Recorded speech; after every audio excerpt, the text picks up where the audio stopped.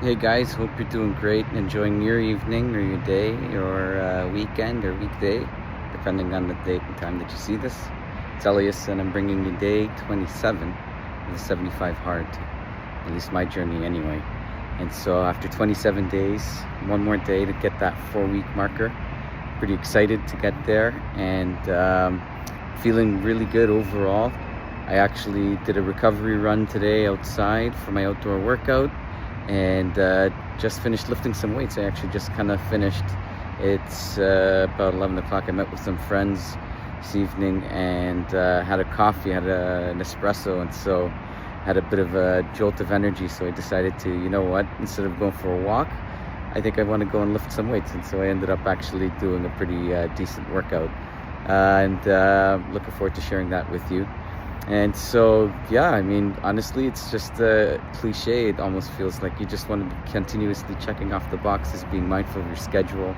And I find the biggest thing here is that you're just kind of, um, living with purpose, I guess. And that's something that I feel is a big part of what, the 75 Hard tries to teach through these habits, through these skill sets. It's essentially having a purpose to your day, having a purpose to the things that you're doing, knowing that, things that get done on a day-to-day basis and literally just breaking it down to just a handful of things, it changes the dynamic considerably. And it's definitely worth considering implementing these kind of unwritten rules in other parts of our lives, whether it's our business, relationships, etc. We don't need to do everything at one time. I mean, we definitely want to get as much as we can, but sometimes it's better to just do like the 4 simple things, or the most important things that need to get done that day. And if they happen to be 2 or 3 things, as long as they were the biggest priority items that will project you forward with achieving your goals, I think that's a fantastic thing. Even with the 75 hard, if you think about it, right? Like, yeah, it's 75 days, but it's a culmination of each and every day kind of successively building up upon the other one. You can't just miss a day. It's not a whole 75. It's not okay. It's a 75-day journey and you take a break in between. It's a successive process, and one that if you unfortunately miss a step, as we know, you start all over again. So it's definitely something that matures when you think about living about with purpose, or living with purpose and doing things with purpose. It's a good way to start manifesting some of these habits into other parts of our lives. At least for me, I definitely see that as a big plus. Being self-employed, you definitely have to be someone that's self-motivated, self-driven, self-starting. It's one of those things you definitely need to be either all in and engaged or not. And so it doesn't matter. The world doesn't matter. Your clients don't really care, although they kind of do to a degree. But the leash is very short in terms of you kind of slacking off here. And so you definitely want to be purposeful with every single thing that you do in your life and in your business, especially if you're self-employed, where your income is directly related to the input and activities that you complete and tasks that you do, to promote and sell the service or product that you're looking to enterprise on. So you definitely want to be mindful of that. And it's definitely starting to become a bit more purposeful. Every single day has a meaning, and each day builds up upon the other. And so things that you do, the momentum as as you start to see kind of the buildup of just kind of building on one thing on top of the next, the layers, you start to see results that start to kind of manifest themselves. And in terms of manifesting, I mean, it's really just a culmination of those little steps that you've taken every day to complete, those big priority tasks. And like I said, it doesn't have to be 100 of them.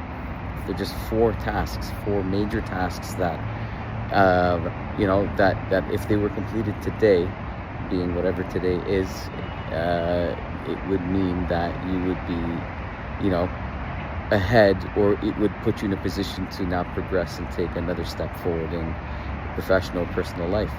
I hope you go forward, guys. I hope you find a way to find their purpose and live with it, and keep achieving your goals. And wishing you nothing but the very best. Until then, stay hard. For my first workout of the day, I went for an outdoor active recovery run. An active recovery run is where you try to focus on running as slow as you can for the duration of your workout, your active recovery state.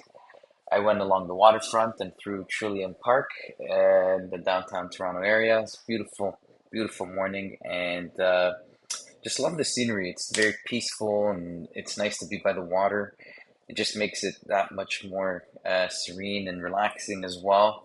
And active recovery is really meant to be very easy going. It's really meant to be at an easy pace. It's not really meant to push as hard as you can. And so just continued with my loop. And so going on my way back, I like running through Exhibition and the Bentway grounds. And by the end of it, I was able to get to just over 7.5 kilometers. And for my second workout, I did lift weights. I went with a heavier routine. So I went with a heavy barbell shoulder press, focusing on just doing 3 reps at a very heavy weight for myself. And I superset that with Romanian deadlifts using the kettlebell, where I did that for 10 reps. I did this for a total of 10 rounds, and with each round, we did one less rep of the kettlebell Romanian deadlift, and did this for a total of 10 rounds. So each round, I would do 3 barbell shoulder press and then one less kettlebell. So I'd start with 10 reps and work my way down until I get to the 10th round, where I'm doing my shoulder press of 3 reps and the kettlebell Romanian deadlift. I'm simply doing 1 rep to finish off the exercise. And for my finisher, I decided to do overhead single dumbbell reverse lunges. And so I was supposed to be alternating this here, going back and forth from one leg to the next. But I think I lost track of things and started to go multiple reps per side of leg. I think I kind of balanced it out, but the idea here was really to just try to get to a total of 10 reps all the way through and do that continuously, 10 reps per round for a period of 6 rounds with about 30 to 45 seconds of rest in between. And as I continued going through this, the idea here is really just to try to maintain the best possible balance, try to get a good step back so you can get as good a lunging motion as possible. And just really continuing to do this on a bit of a continuous basis, focusing more on a hit effect. And that was my workout for the day.